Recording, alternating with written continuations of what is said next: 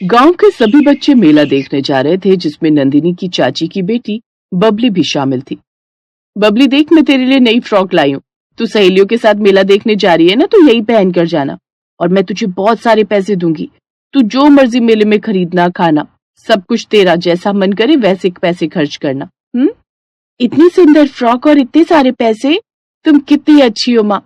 अब मैं खूब अच्छे से मेला घूम कर आऊंगी।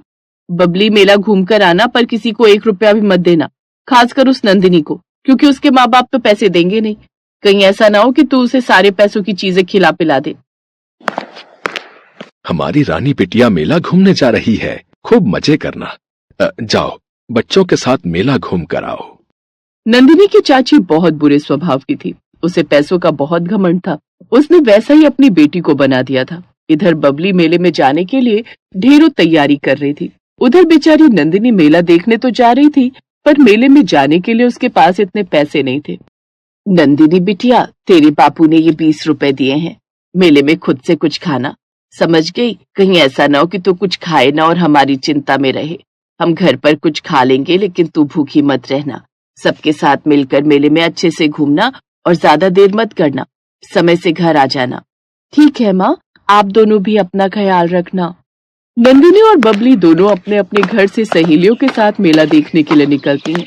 बबली घमंड में भरी हुई नई फ्रॉक पहनकर खूब सारा सामान लेकर मेला देखने जा रही थी और नंदिनी अपने माता पिता को प्रणाम करके रोटी का डिब्बा हाथ में लेकर सहेलियों के साथ मेला देखने के लिए निकल पड़ती है। सारी सहेलियां मेले में पहुंचती हैं। बबली, तेरी फ्रॉक तो बहुत सुंदर लग रही है। देख, मैंने भी नई फ्रॉक पहनी है। हम सबने नए कपड़े पहने हैं। हम सबने तो नए कपड़े पहने हैं, पर इस नंदिनी ने देखा कितनी फटी हुई पुरानी फ्रॉक पहनी है। ए नंदिनी, क्या तू आज के लिए नई फ्रॉक नहीं खरीद सकती थी? तुम सबने इसे साथ मिलाकर बहुत बड़ी गलती कर दी। कितनी गरीब सी है ये। तो तू इसको साथ आने के लिए मना कर देती तो हम भी मना कर देते। साथ आने के लिए मैं मना नहीं कर सकती थी ना, क्योंकि है तो मेरे सगे ताऊ जी की बेटी ना। इसी वजह से मेरे माँ बापू ने कहा कि तू इससे तो ले जा, पर इससे ज्यादा बात मत करना। चलो मेले में चलकर कुछ खाते हैं। एक काम करो, तुम लोग उधर कुछ खा लो, तब तक मैं मेले में ऐसे ही घूम लेती हूँ। हमें पता है तू हमारे साथ क्यों नहीं जा रही, क्योंकि तेरे पास कुछ खाने के लिए पैसे ही नहीं है और हम तुझे अपने में से बिल्कुल भी कुछ नहीं खिलाएंगे। चलो हम सब वहाँ चलते हैं, इसे यहाँ खड़ी रहने दो, घूमती रहेगी अकेली। बबली और उसकी सहेलियां दूसरी तरफ खाने पीने चली जाती हैं।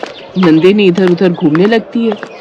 नंदिनी के पास रोटी थी, इसलिए उसने सोचा, मेरे पास रोटी है, मैं रोटी खा लेती हूँ और इन पैसों से माँ के लिए कुछ खरीद ले जाऊंगी। हाँ, ये ठीक रहेगा।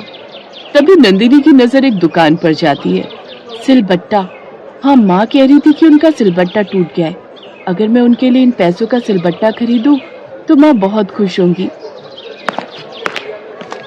बेटी, बहुत भूख लगी है, कुछ खाने को दे दो। दादी माँ, आपको भूख लगी है?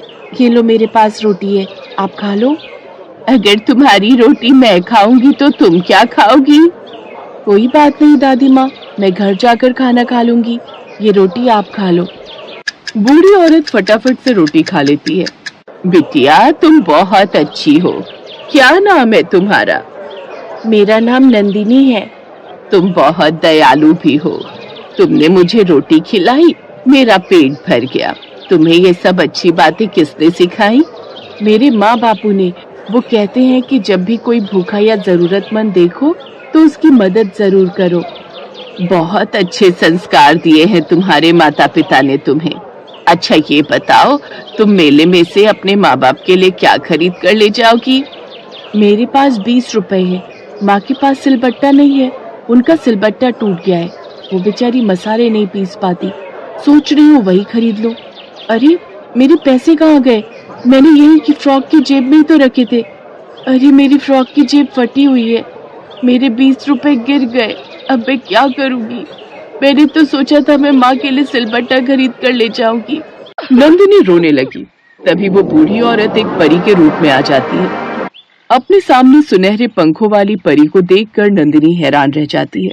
परी के हाथ में एक जादुई सिलबट्टा था। नंदिनी, मेरा नाम सुनहरी परी है।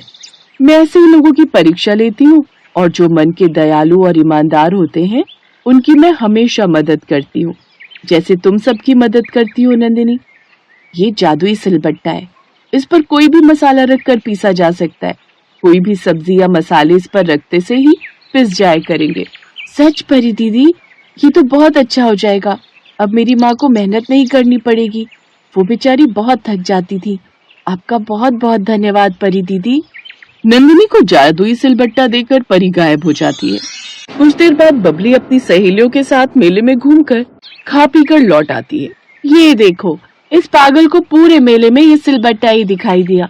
हमने तो खूब मजे किए, ये तो बेकारी मेले में आई थी। चलो अब घर चलते हैं, बहुत देर हो गई है।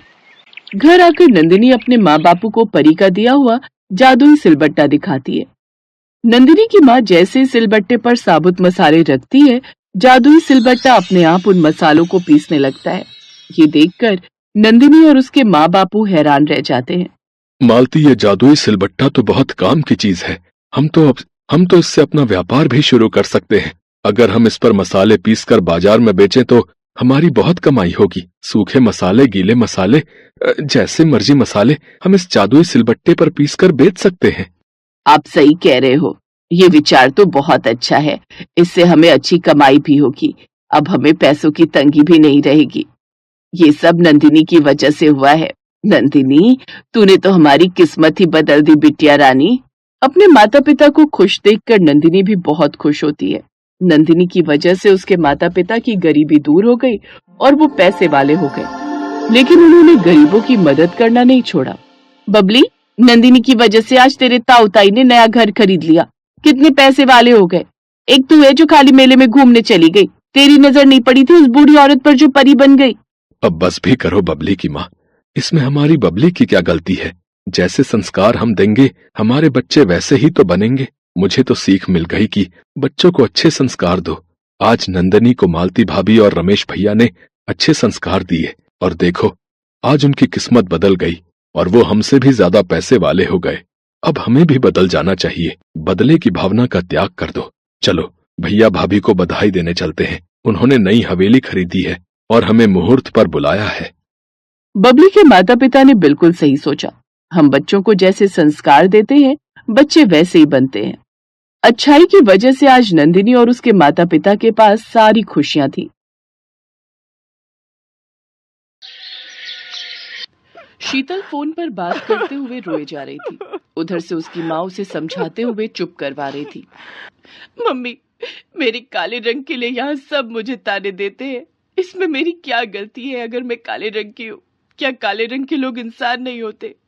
अब तो बहुत मन खराब होता है मम्मी। मुझे आपकी बहुत याद आ रही है। मैं बहुत परेशान हूँ। रो मत बेटी, सब ठीक हो जाएगा। एक दिन तेरे ससुराल वालों को तेरी अच्छाई का एहसास जरूर होगा। शीतल फोन रख देती है और कमरे से बाहर आकर रसोई के कामों में लग जाती है। मम्मी जी, रसोई में मसाले खत्म हो गए हैं। आपके घुटनों में दर्द है और मैं जा नहीं सकती। मैंने मशीन लगाई है, कपड़े धोने लगी हूँ। अरे तो ये शीतल क्या कर रही है? इसे भेज दे मसाले लेने के लिए। वैसे भी इसकी काली शक्ल देख देख कर दिमाग और खराब होता है। थोड़ी देर घर से बाहर रहेगी तो घर में उजाला रहेगा। शीतल, जाओ बाजार से रसोई के सारे मसाले खरीद लाओ। एक भी मसाला छूटना नहीं चाहिए। मैंने लिस्ट में सारे मसाले लिख दिए हैं। जी भाभी, मैं ले आती हूँ। हमारी ही किस्मत फूटी थी जो ऐसी काली बहू मिली। कोई ऐसा मसाला भी ढूंढ लाना जिसे खाने से तेरा रंग गोरा हो जाए। शीतल अपनी सास की बातें सुनकर चुप रहती है, क्योंकि ये सब वो रोजाना ही सुनती थी। शीतल बाजार तो चली जाती है, पर उस दिन बाजार बंद था। भैया, ये राशन की दुकानें क्यों बंद हैं? बहन जी, सोमवार सारी दुकानें बंद रहती हैं। अरे आज तो सोमवार है, मुझे तो ध्यान ही नहीं रहा। शीतल को तो ध्यान नहीं रहा, पर उसकी जेठानी और सास को ये बात अच्छे से पता थी। मम्मी जी, हमने अच्छा किया, आज सोमवार की छुट्टी होती है। वो बेचारी शीतल बाजार में मसाले की दुकान ढूंढ रही होगी। आप शीतल को तंग करने का कोई मौका नहीं छोड़ते हो। छोड़ना भी नहीं है, मैं तो सच में उससे बहुत नफरत करती हूँ। घूमती रहने दो धूप में बाजार में। जब खाली हाथ लौट कर आएगी तो अच्छे से सुना देंगे। शीतल बहुत परेशान थी। बाजार में मसाले की कोई भी दुकान नहीं खुली थी। शीतल घूमती रही। दोपहर में धूप बहुत तेज हो गई थी। शीतल को बहुत प्यास भी लगी थी। वो एक दुकान से पानी खरीदने जाने लगी तो उसने सड़क के किनारे एक बूढ़ी औरत को बेहोश देखा। हे भगवान, ये कौन है? बेचारी लगता है धूप से बेहोश हो गई है। मैं भैया से पानी खरीद कर लाती हूँ। भैया जरा एक बोतल पानी देना। शीतल पानी की बोतल लेकर उस औरत के पास जाती है और उसके मुंह पर थोड़ी सी पानी के छींटे डालती है। औरत होश में आ जाती है। शुक्रिया बेटी, तुम्हें देखकर बहुत अच्छा लगा। तुमने मेरी मदद की। आज के जमाने में कौन किसी की परवाह करता है। बेटी, एक काम और कर दो, कुछ दूरी पर मेरा घर है, मुझे वहां तक छोड़ दो। बहुत कमजोरी महसूस हो रही है। क्यों नहीं दादी माँ, जरूर, चलिए। शीतल उन बूढ़ी औरत को उनके घर तक छोड़ देती है। बातों बातों में शीतल अपने बारे में बात करती है। बेटी, मैं तुम्हें बताना चाहती हूँ कि किसी जमाने में मैं एक मशहूर जादूगरनी थी। अब उम्र के साथ मैंने जादू करना छोड़ दिया है, पर मैं तुम्हारी मदद जरूर करूंगी। बेटी, मैं तुम्हें जादुई मसाले दूंगी। उन मसालों के इस्तेमाल करने से घर पर सभी लोगों का व्यवहार तुम्हारे लिए अच्छा हो जाएगा। सब तुमसे बहुत प्यार से बात करेंगे और सब ये भूल जाएंगे कि तुम्हारा रंग काला है। इससे तुम्हारी जिंदगी में खुशियां आ जाएंगी। पर एक बात का ख्याल रखना बेटी, ये मसाले हमेशा जादुई रहेंगे, पर हर रविवार की रात इन मसालों का जादू काम नहीं करेगा। इसलिए तुम्हें बहुत सावधानी रखनी है। तुम्हें उस रात किसी के भी सामने नहीं जाना, नहीं तो फिर से सब कुछ पहले जैसा हो जाएगा। उसके बाद ये मसाले अपना जादू नहीं दिखा पाएंगे। मैं ध्यान रखूंगी दादी माँ। आपका बहुत बहुत शुक्रिया, आपने मेरी सारी चिंता दूर कर दी। शीतल वो जादुई मसाले लेकर घर आ जाती है। मसाले इतने सुगंधित थे कि उसकी सास और जेठानी कुछ बोल ही नहीं पाए। उस दिन सब्जी में वही मसाले इस्तेमाल हुए और जादुई मसालों ने अपना काम करना शुरू कर दिया। वाह, क्या सब्जी बनाई है शीतल बहू। चलो अब तुम भी बैठकर खा लो। सुबह से काम में लगी हुई थी, सारे सामान भी खरीद कर लाई हो घर के लिए। हाँ हाँ, बाकी की रोटियां मैं बना लेती हूँ, तुम भी बैठो और सबके साथ खाओ। शीतल हैरान रह गई। जादुई मसाले के जादू की वजह से उसकी सास और जेठानी उससे खूब प्यार से बात करने लगी। 3-4 दिन तक ऐसे ही रहा, पर जब संडे आया तो शीतल को चिंता हो गई। आज तो संडे है, आज रात मुझे बहुत ध्यान देना है। ऐसा ना हो कि किसी को पता चल जाए। मैं कमरे में ही रहूंगी। शीतल, मैं और बड़े भैया रात को शादी में जा रहे हैं। हम सुबह तक लौटेंगे, तो माँ का ख्याल रखना। हाँ हाँ, आप चिंता मत करो। चलो अच्छा है, आज रात ये और भैया शादी में जा रहे हैं। मैं चुप करके सो जाऊंगी, किसी को पता नहीं चलेगा और कल सब कुछ फिर से ठीक हो जाएगा। शीतल को तसल्ली थी कि रवि और उसके जेठ दोनों शादी में चले गए हैं। शीतल ने सोचा वो अपने कमरे की कुंडी लगाकर सो जाएगी ताकि रविवार की रात आराम से निकल जाए। पर अचानक शीतल की सास अपने कमरे में से आवाज लगाने लगी, कविता बहू, जल्दी आओ, मेरी सांस घुट रही है। सास की आवाज शीतल ने भी सुन ली थी। वो भी जेठानी के साथ अपनी सास के कमरे में जाती है। सास की तबीयत बहुत ज्यादा खराब हो चुकी थी। शीतल को याद ही नहीं रहा कि मसालों का असर खत्म हो चुका है। मम्मी जी, चिंता मत करो, हम आपको अभी डॉक्टर के पास ले चलते हैं। ये लो, कर लो बात, जैसी शक्ल वैसी अकल। अरे इतनी रात में कोई ऑटो रिक्शा नहीं मिलेगा, ना ही कोई गाड़ी मिलेगी। भाभी, कार तो घर पर खड़ी है ना, हम अपनी कार से ले चलते हैं। हमें कार चलानी थोड़ी आती है, ये दोनों भाई भी घर पर नहीं है। भाभी, मुझे ड्राइविंग आती है, आप टेंशन मत लो। चलिए मम्मी जी, मैं आपको डॉक्टर के पास ले चलती हूँ। शीतल ने बिना देर किए अपनी सास को कार में लिटाया और कार चलाकर अस्पताल ले गई। समय पर इलाज मिलने से सास की तबीयत में सुधार हो गया। पर ये क्या, मसालों का असर तो हट चुका था, फिर भी सास आज अपनी बहू शीतल की तारीफ कर रही थी। मुझे माफ कर दो बहू, मैंने हमेशा तुम्हारे काले रंग का मजाक उड़ाया, पर तुम तो सर्वगुण संपन्न हो। ये बात मुझे कल पता चल गई कि तुम हमारे लिए कितना सोचती हो। हम तुम्हें कितने ताने देते हैं, फिर भी तुम हमारी भलाई देखती हो। कविता, अपनी देवरानी से अब गलत बात मत करना, शीतल बहुत अच्छी है। हाँ मम्मी जी, अब नहीं करेंगे। शीतल, आई एम सॉरी, अब हम तुम्हारे काले रंग के लिए तुम्हें कभी ताना नहीं देंगे। शीतल खुश थी कि भले ही जादुई मसालों का असर खत्म हो गया, पर मुसीबत के समय अपनों के काम आकर शीतल ने सबका दिल जीत लिया।